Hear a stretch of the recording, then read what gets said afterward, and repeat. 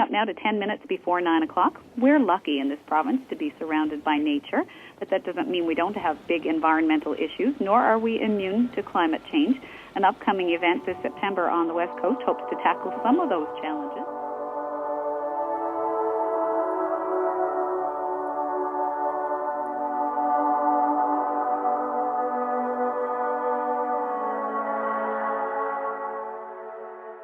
For New Earth is a transdisciplinary research initiative that mobilizes knowledge in a variety of fields, science, industry, and the arts, I'd like to add, in order to stage interventions in environmentally sensitive parts of the Earth, and to free up, in particular, a local voice by bringing international attention to bear on that place.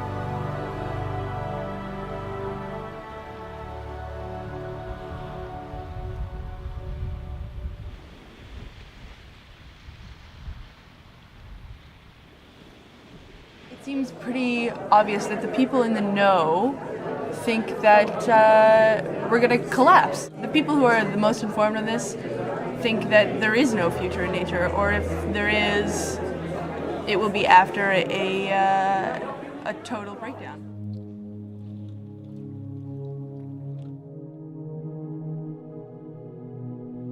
We haven't talked actually very much about the details of climate change, and I won't either, but I want to say that it's one planetary issue. The state of the oceans are another, the changing of the ocean currents, fresh water, rainforest reduction, loss of biomass, species extinction, toxins in every system of the planet. So these are planetary systems. Toxins have also gone into virtually the DNA of most animals. What we're talking about when we look at ecological issues, the severity to me should not be underestimated. Down our way, there's a salmon farm right next door to a outfall of sewage. And that salmon is being sold all over the world, let's just say, coming from a pristine environment. That's not true anymore.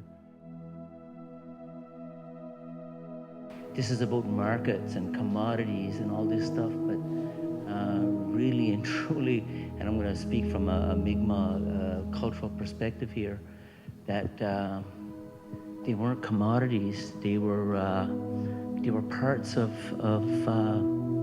what makes us all live.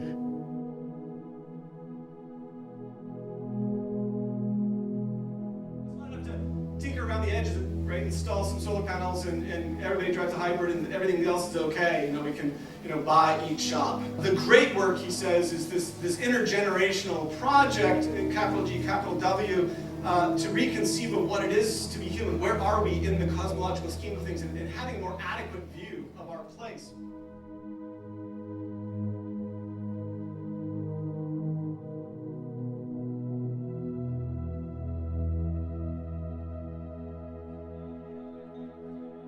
We chose this uprootedness I speak of, and we do it specifically because modernity wishes us to do so. It would like for nothing more than to see us turn into this empty, abstract, deracinated citizen of the world, embracing all, knowing none.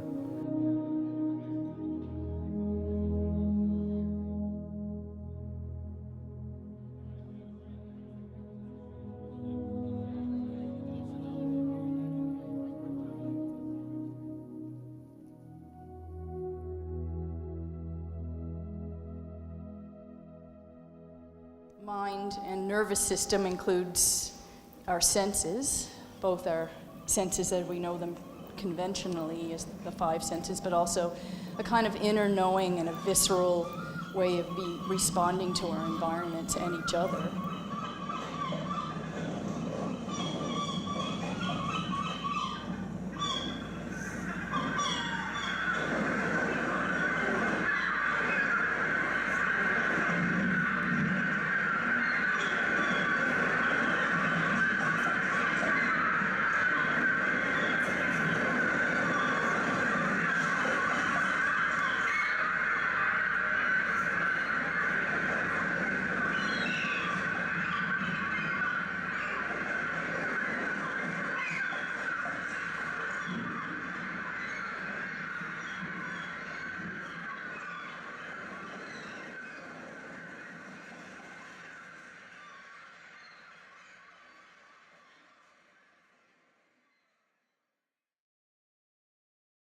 Sayers in Natural Contract poses, I think, a significant challenge to us as to whether or not we actually want to change our attitudes and our orientation. That is the pollution that we have been spewing on the earth unwanted, incidental, unforeseen, or is the story a little bit darker? That is, that some of us have actually wanted to pollute.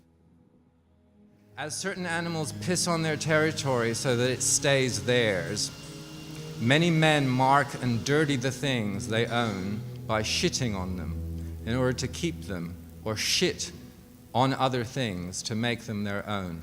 This excremental origin of property rights seems to me a cultural source of what we call pollution, which, far from being an accidental result of involuntary acts, reveals deep intentions and a primary motivation. I think that impulse to shit on the land that we actually need to rest on is still really strong, and I think we need to examine that and excoriate it.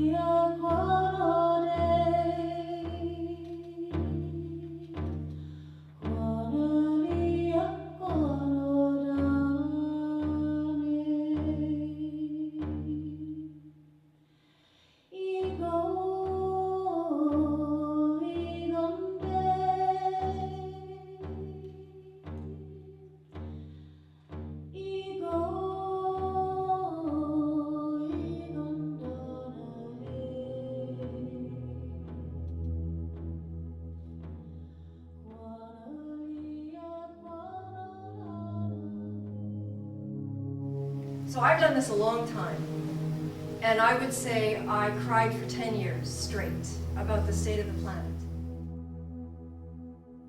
If left unchecked, this migration pattern will likely contribute to the disappearance of up to 1/2 of Earth's plants and 1/3 of animals from their current range by 2080. Newfoundlanders, whoever they might be in the future, will need to take seriously the prospects of a world without fish. The relationship at that time that men had with nature, as it was something to be battled against, something that you rested your survival and your living and you extracted things from.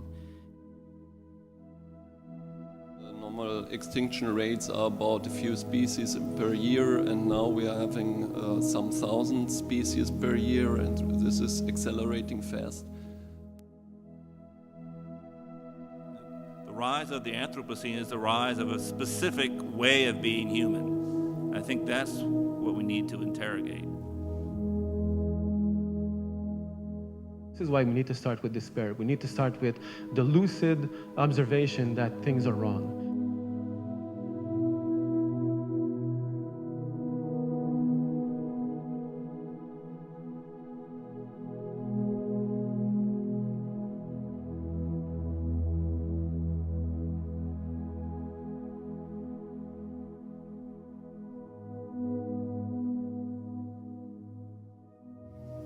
nothing simple about hope. It's not wishful thinking. It's not optimism. It's not thinking positively. It's not expecting miracles or divine intervention. It's not hoping for a better world after this one. Hope is not self-centered. Hope is very difficult. Hope requires data and knowledge. Hope is not dedicated to an outcome. It's much more about an orientation. Hope means that